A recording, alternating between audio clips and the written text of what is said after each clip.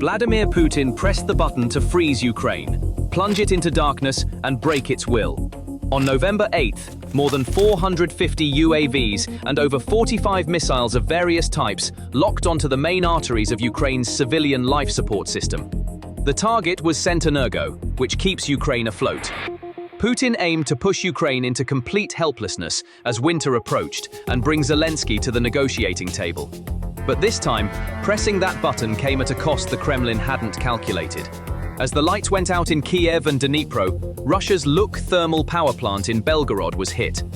According to technical reports leaked by 112.ua, the specific aim of the attack was to take out the gas turbine units that power the plant. A fire broke out at a power plant in the village of Koronive in Kursk Oblast. More than 22,000 Russian citizens were driven into panic as they faced the cold, dark reality of the war started by their leaders. Belgorod Governor Gladkov took the stage and attempted to calm the situation. Gladkov claimed in a statement on his official channel that Russian air defense systems were activated and the targets were successfully shot down. However, this official statement was shattered within seconds by the brutal reality on the ground. If all targets were shot down, why did Governor Gladkov have to admit minutes later that the Luk TPP had been hit? If the air defense was successful, why were more than 22,000 subscribers, including the city of Belgorod and the village of Dubove, plunged into darkness instantly, as Gladkov confirmed? Let's pause here. 22,000 subscribers does not mean 22,000 people. It means 22,000 households, 22,000 workplaces, 22,000 billing points.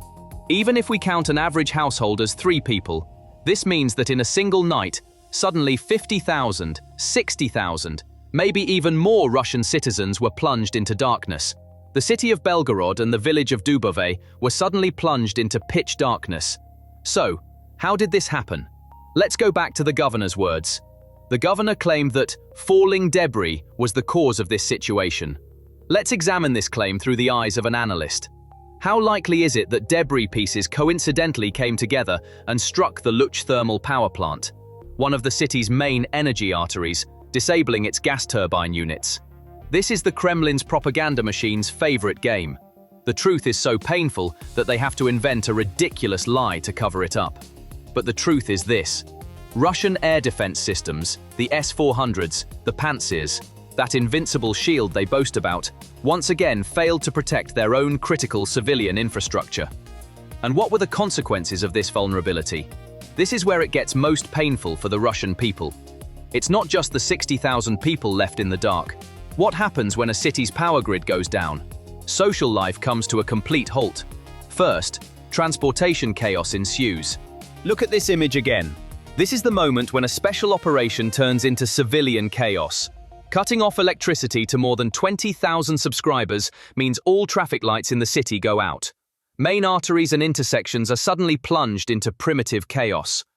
Governor Gladkov said police were trying to manage traffic manually. Imagine police officers standing at intersections with flashlights trying to prevent chaos in a city where a new missile alert could come at any moment, in a war zone. What about ambulances? Fire trucks responding to fire alarms? These vehicles, which normally take 5 minutes to reach their destination, cannot do so in 25 minutes amid this traffic anarchy. Second, health and safety collapse. A power outage isn't just about the lights going out, it also means heating stops. Luk is a thermal power plant. The shutdown of gas turbines affects not only electricity, but potentially heat production as well. It's November. The weather is cold in Russia.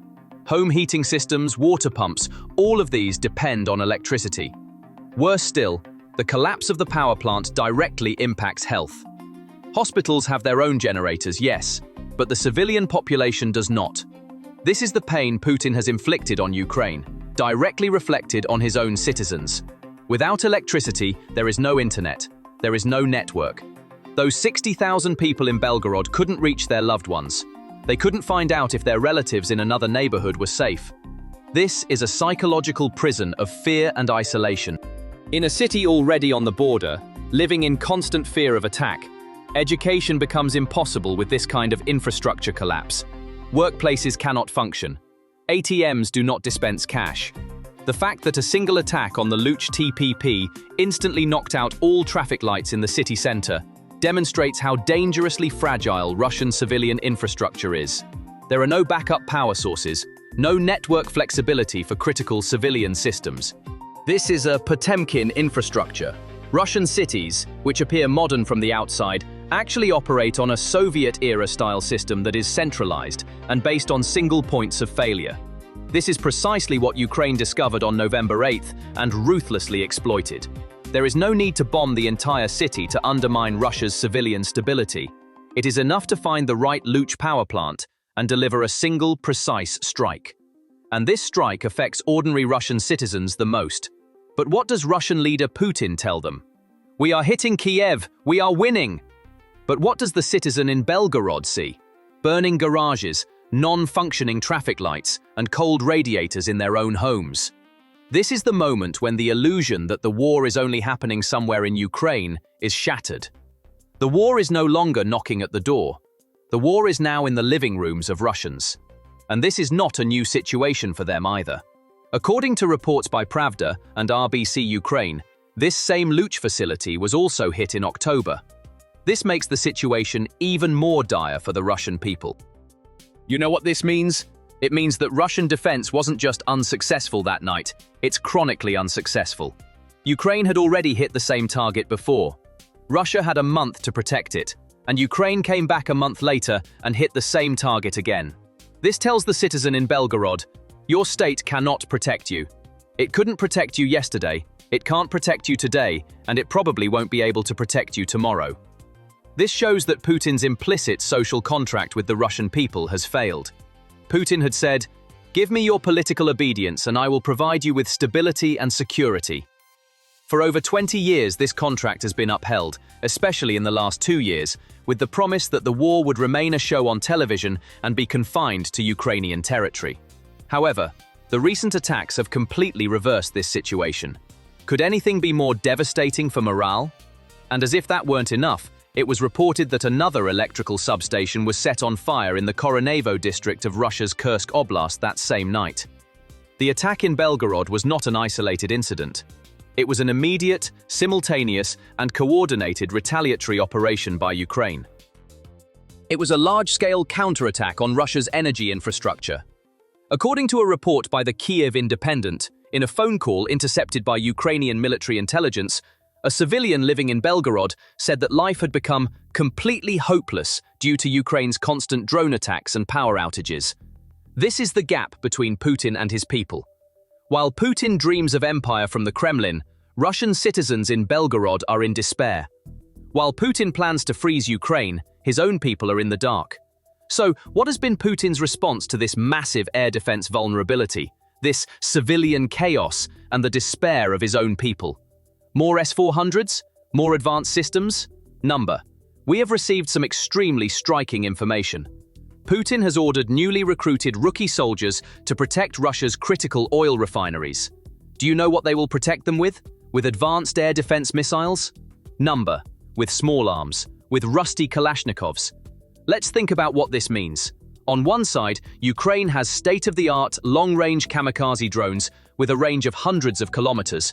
On the other side, a rookie Russian soldier who may never have received proper training, handed an AK-47, and he's told, "Look up at the sky and shoot that drone." This is not a defense strategy, it is a declaration of helplessness. This order has two direct consequences, both of which work directly against Putin. First, these rookie soldiers will no longer be able to go to the front lines in Ukraine. Putin is forced to withdraw his already insufficient human resources from the front lines and use them as a human shield to protect his own critical infrastructure. The troops at the front will have fewer men, which will facilitate Ukraine's advance. Second, and even more tragically, what chance do those soldiers have of stopping those drones with their rusty AK-47s? Zero. This is Putin knowingly sending his own soldiers, his own people, to their deaths. He is deploying them there solely for propaganda, to maintain the illusion that we are providing protection. Just like Governor Gladkov's lie that debris fell. Just like the lie that everything is under control, that's a lie too. And now, if these inexperienced soldiers are protecting the refineries, Who will protect the Luch thermal power plant in Belgorod tomorrow? Will they send inexperienced soldiers there too? When will the Russian people realize that their lives and property are at the mercy of a rookie soldier staring hopelessly at the sky? This is the most concrete manifestation of Putin's lies to his own people.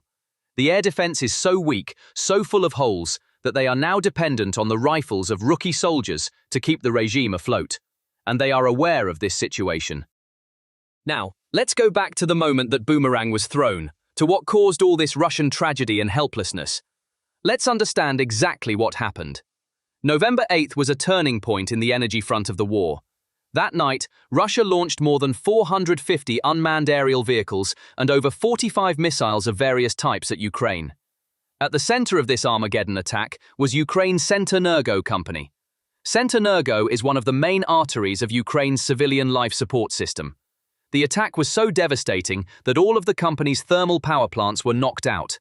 Ukrainian officials described it as the largest attack on infrastructure since the start of the war, which they had restored with great difficulty after the devastating attacks of 2024. This is classic Putin doctrine. When you can't get what you want on the battlefield, when your soldiers fail, target the civilian population. Demoralize them, condemn them to the cold, hope to incite a rebellion against their leaders. Putin's calculation was simple. Plunge Ukraine into total darkness as winter approaches. Bring Zelensky to the negotiating table on his knees. It was a show of force. Or at least, Putin intended it to be a show of force. But there is a fatal flaw in Putin's strategic analysis that we have seen time and again: arrogance and miscalculation. The Kremlin still fails to grasp that this war is no longer a unilateral operation, that every action will have an immediate and symmetrical response. Hitting Ukraine now came at a price, and that price was paid that night in Belgorod and Kursk. Ukrainian President Zelensky had issued a clear warning in September. If Moscow continues to target Kyiv's power grid, Ukraine will retaliate against Russia's energy sector. This is that retaliation. And this was Putin's biggest miscalculation. He failed to anticipate that Ukraine would no longer remain solely on the defensive, but would bring the pain directly to Russia's doorstep. What we are witnessing today is not scattered, isolated attacks. This is a new phase of the war. We call it the energy retaliation doctrine. The rules have changed. Until yesterday, Putin was using energy as a tool for blackmail. He was cutting off Europe's gas, striking Ukraine's grid. This was unilateral cruelty. Today, with the events of November 8th, that unilateralism is over. Ukraine says, if you strike my Centrenergo, I will strike your Luch TPP. If you plunge my Dnipro into darkness, I will plunge your Belgorod into darkness. This is an all-out infrastructure war. It is an asymmetric but deadly war of attrition based on whose network will collapse first. And in this war, Putin's weakest point is precisely where he believes he is strongest: his own people.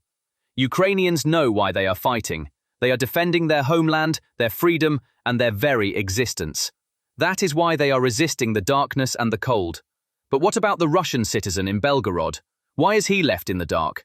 For the Kremlin's dream of overthrowing the Nazi regime in Kyiv, to justify his own children guarding refineries with rusty rifles. This is Putin's strategic impasse. It wasn't Ukraine that brought the war to Russia's doorstep. It was Putin himself who brought the war to Russia's doorstep.